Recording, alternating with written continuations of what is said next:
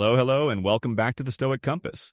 I'm your co-pilot, Jim Walker. And I'm Eleanor Vance, guiding us through the timeless wisdom of Stoicism. So glad you're here with us today. Before we dive into today's surprisingly cozy topic, do us a huge favor. Hit that like button and subscribe to our channel. Absolutely. It really helps us spread that Stoic serenity far and wide, you know? Yeah, makes sense. Thanks a bunch for doing that. Absolutely. Right. Your support truly makes a difference. Yeah. Thank you. All right, Ellie. Today, we're doing a bit of an unexpected deep dive. Oh, interesting. We're talking about grandma hobbies. Indeed, Jim. Right. And I can already hear some of our listeners raising an eyebrow. I see. Grandma hobbies and Stoicism?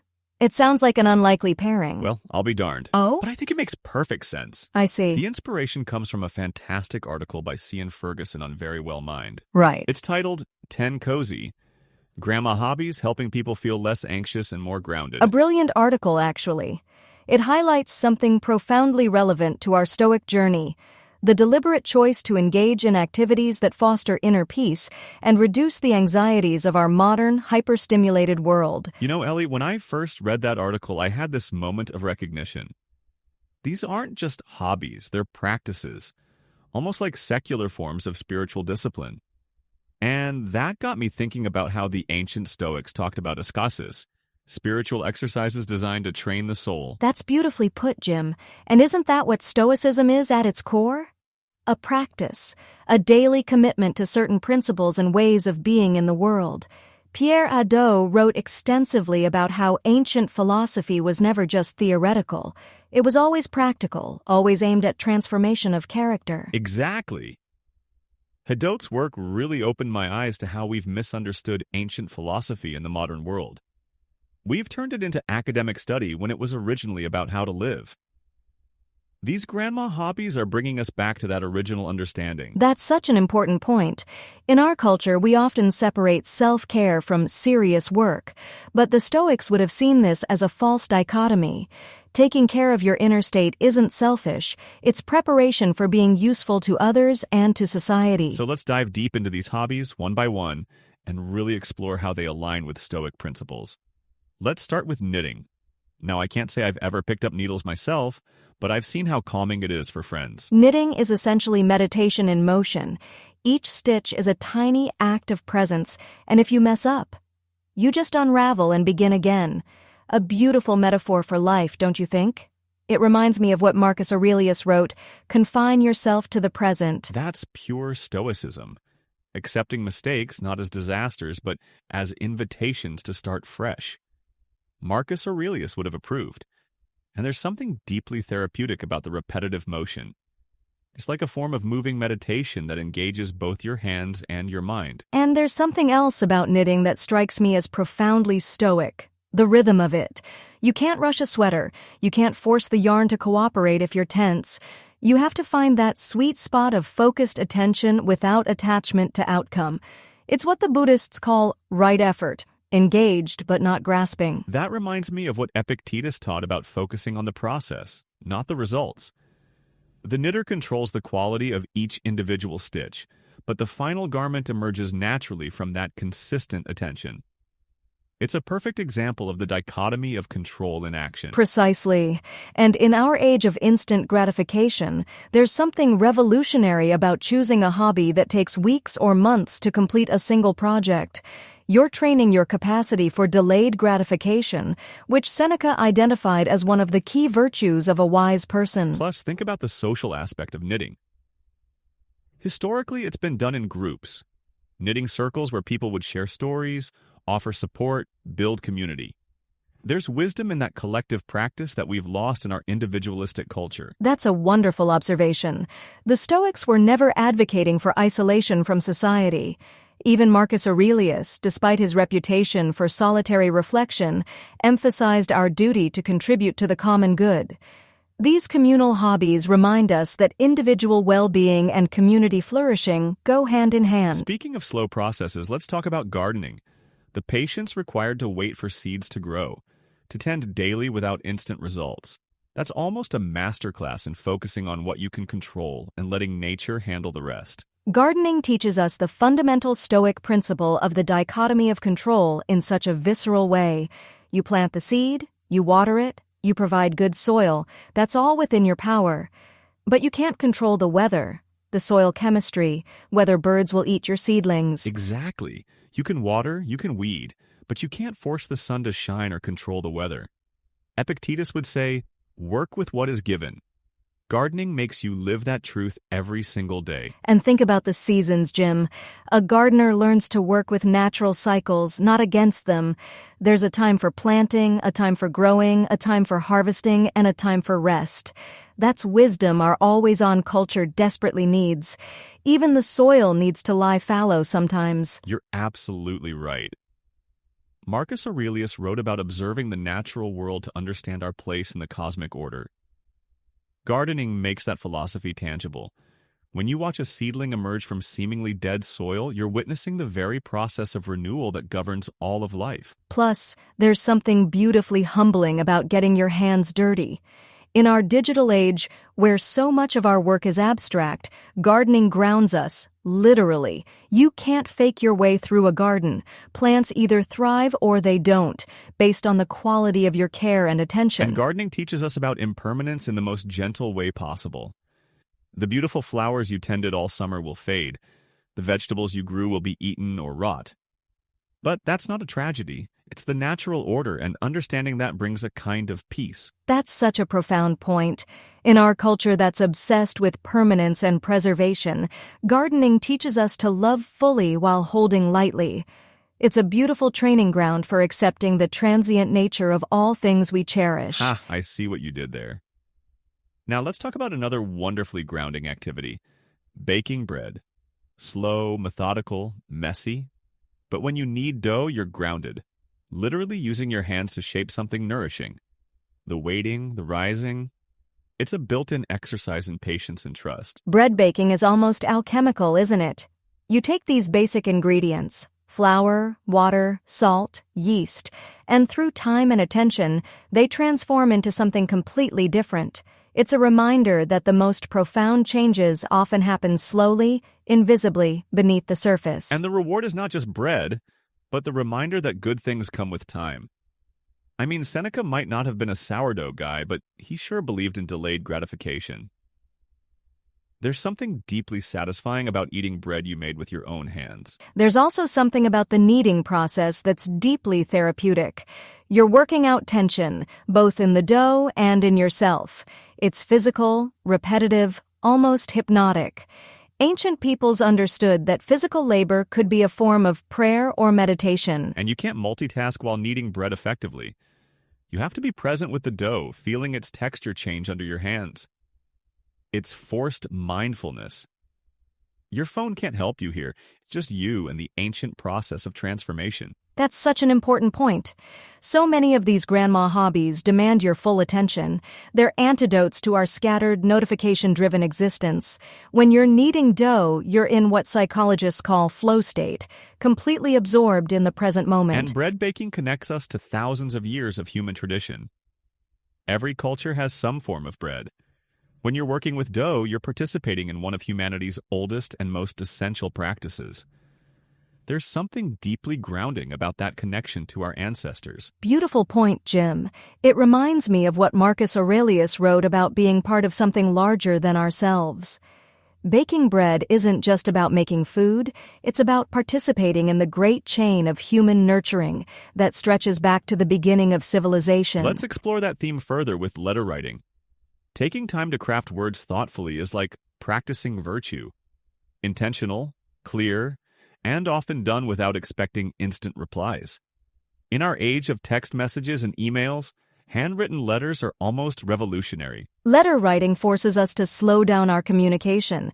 You can't just fire off a quick reaction. You have to consider your words, choose them carefully, structure your thoughts coherently. It's a practice in what the ancient Greeks called logos, reasoned discourse. And there's no undo send button with a physical letter. Once it's in the mailbox, it's out of your control. You have to make peace with imperfection and trust that your intention will come through. That's a profound lesson in letting go. Plus, when you write by hand, there's something about the physical act that engages your brain differently. It's more deliberate, more embodied than typing on a keyboard. Neuroscience is actually confirming what our grandmothers knew, that handwriting activates different neural pathways than typing. And think about the recipient's experience.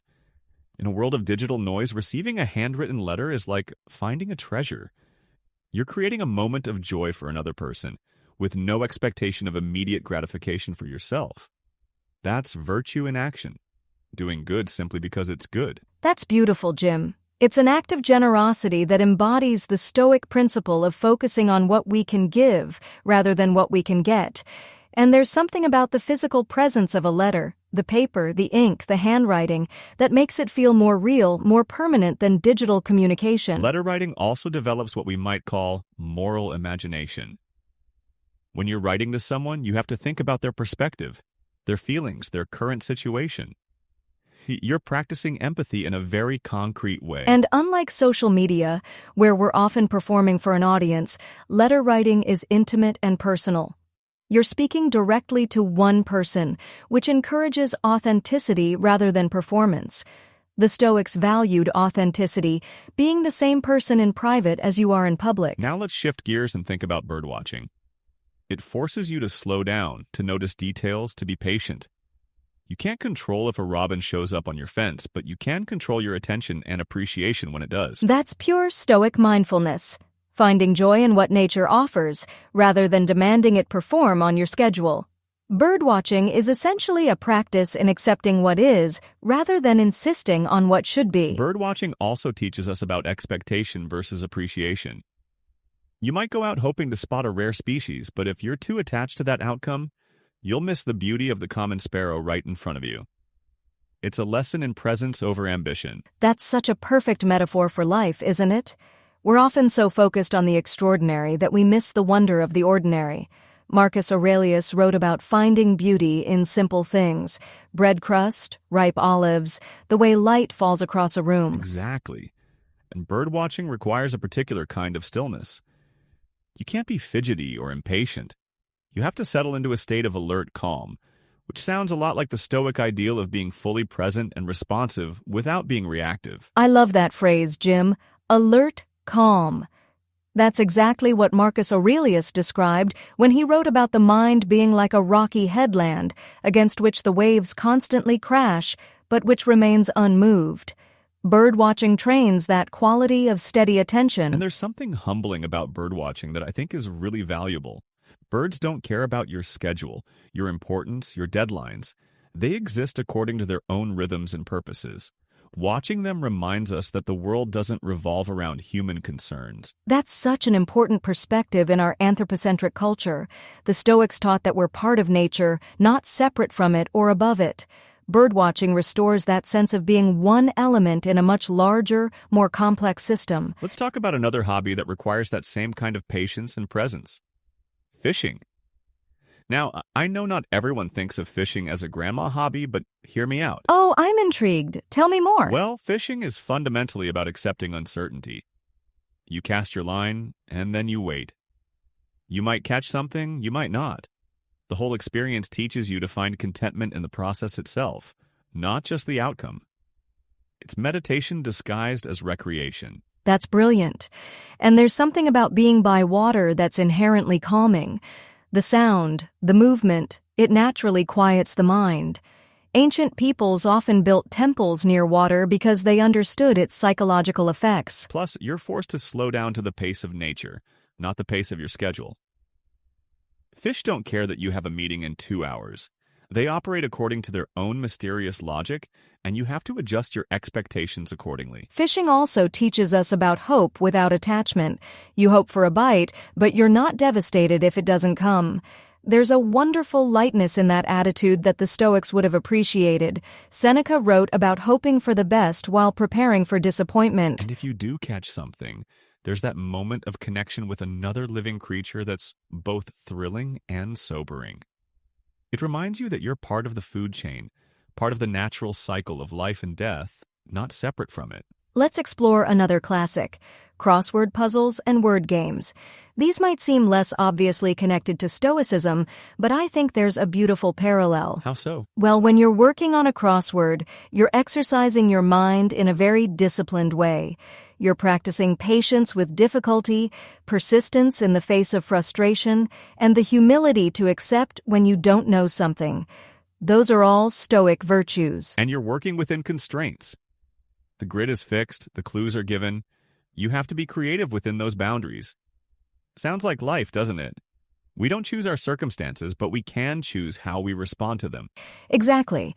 Plus, there's no external pressure or competition. You're doing it purely for the satisfaction of the mental exercise itself.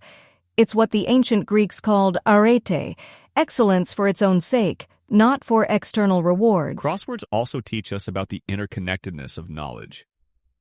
One clue helps you solve another, which opens up a whole section of the puzzle. It's a metaphor for how understanding works. Each insight builds on previous ones to create a larger picture. And there's something satisfying about the moment when you finally crack a difficult clue. It reminds us that persistence and careful thinking can overcome seemingly impossible challenges. The satisfaction comes not from the solving itself, but from the process of working through difficulty. What about reading? Now, I know reading isn't exclusively a grandma hobby, but there's something to be said for the slow, contemplative reading that these hobbies represent. Yes, not scrolling through social media or skimming articles, but sitting down with a physical book and really absorbing it. That kind of deep reading exercises our attention muscles and builds our capacity for sustained focus. And it's a form of dialogue with wisdom across time. When you read Marcus Aurelius or Epictetus, you're having a conversation with minds from 2,000 years ago. That puts our daily concerns in perspective, doesn't it? Our problems feel less overwhelming when viewed against the backdrop of human history. Beautifully said.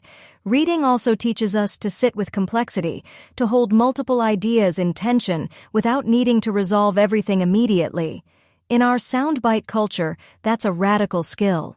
It develops what John Keats called negative capability, the ability to remain in uncertainty without irritably reaching after fact and reason. And physical books have qualities that digital reading lacks. The weight in your hands, the smell of the pages, the visual progress you can see as you move through the text.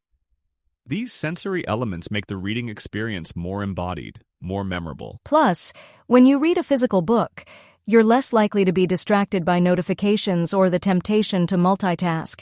It's a more immersive, contemplative experience. The ancients understood that philosophy required this kind of sustained attention. Now, let's talk about cooking. Not just baking bread, but the whole art of preparing meals from scratch. Cooking is such a perfect blend of creativity and discipline.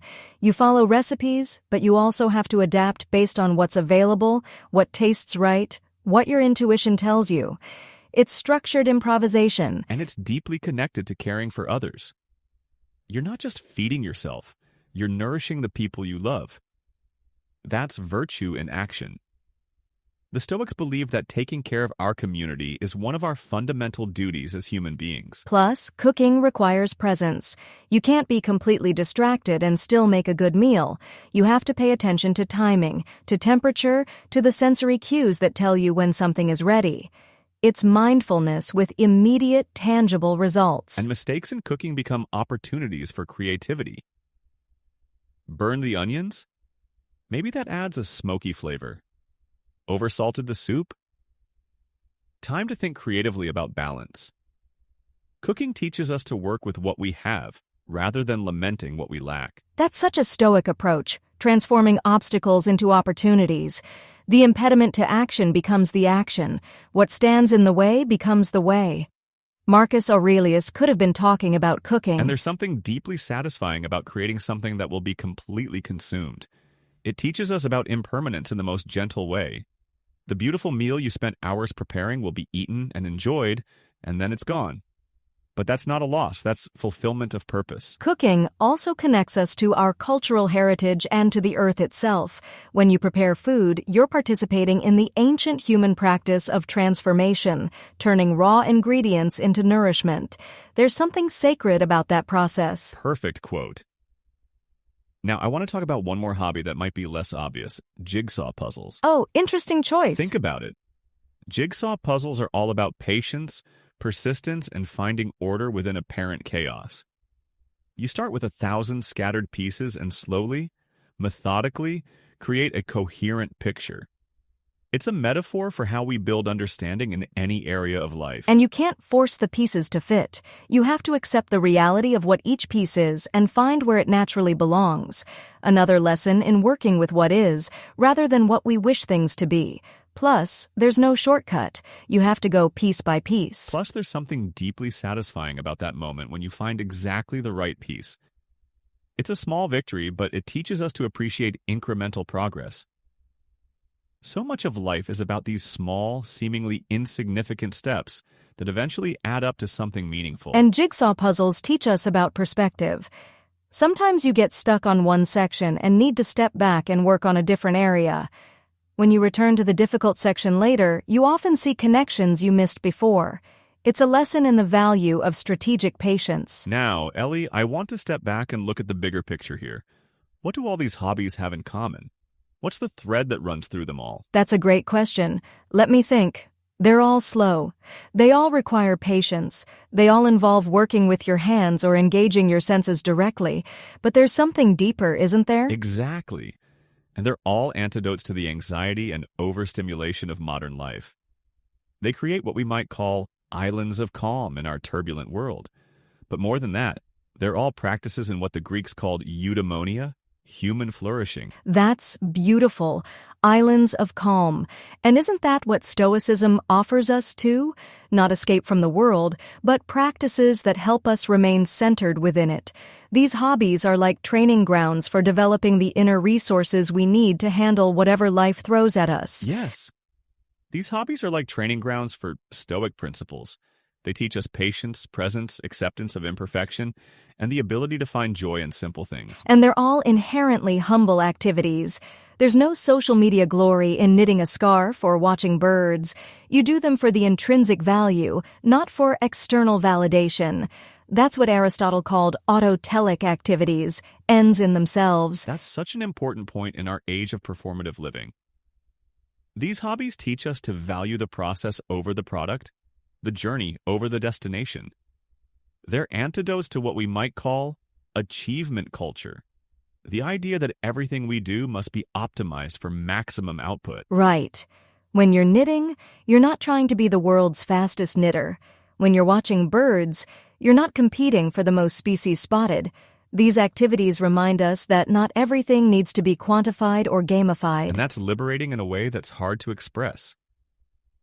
In a world where we're constantly measuring ourselves against others, through social media metrics, career achievements, material possessions, these hobbies offer a space where the only measure is your own satisfaction and growth. It reminds me of what the Zen master Suzuki Roshi called beginner's mind.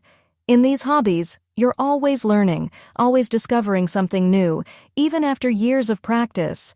There's no final destination, no ultimate mastery, just the ongoing joy of engagement. So whether it's knitting, gardening, baking, writing letters, watching birds, fishing, solving puzzles, reading deeply, cooking from scratch, or working on jigsaw puzzles, these grandma hobbies aren't old-fashioned at all. They're timeless tools for resilience and wisdom. Exactly. They remind us that the Stoic path isn't only about enduring hardship, it's also about cultivating peace, presence, and simple joy. Marcus Aurelius wrote, "Very little is needed to make a happy life. It is all within yourself, in your way of thinking." You know, Ellie, I think there's something revolutionary about choosing these slow hobbies in our fast world. It's a form of quiet rebellion against the culture of constant urgency. When you choose to knit instead of scroll, you're making a statement about what kind of life you want to live. I love that framing, Jim. A quiet rebellion. By choosing to knit instead of scroll, to garden instead of consume, to write letters instead of send texts, we're making a statement about what we value. We're saying that depth matters more than speed, that presence matters more than productivity. And we're developing capacities that serve us well in all areas of life. The patience you learn from watching bread rise helps you handle difficult conversations with more grace. The acceptance of imperfection you practice in gardening makes you more compassionate with yourself and others. The attention to detail you develop in knitting helps you notice the small moments of beauty in your daily life that you might otherwise miss. The persistence you build through jigsaw puzzles helps you tackle complex problems at work without giving up too quickly. These are transferable skills, but they're developed in such a gentle, non-threatening way. You're not sitting in a meditation retreat trying to force enlightenment. You're just making a sweater or tending tomatoes. But the transformation happens anyway, almost without you noticing. These hobbies are teaching us Stoic virtues almost without us realizing it. Wisdom through patient observation, justice through caring for others, courage through persistence in the face of frustration, temperance through delayed gratification and working within constraints. Well said. Maybe the wisdom of Stoicism has been in Grandma's knitting basket all along. And maybe what our hyper-connected, always-on culture needs isn't more innovation or disruption, but a return to these ancient practices of attention and care. I think you're onto something there, Jim. And maybe that's why these hobbies are having such a resurgence, especially among younger people. In a world that feels chaotic and out of control, they offer a return to fundamentals, to the basic human satisfactions of making, growing, tending, and creating. There's also something to be said about the intergenerational wisdom these hobbies carry. When you learn to knit or garden or bake bread, you're often learning from someone older, tapping into knowledge that's been passed down through generations. That's a kind of wisdom that can't be Googled. That's such an important point.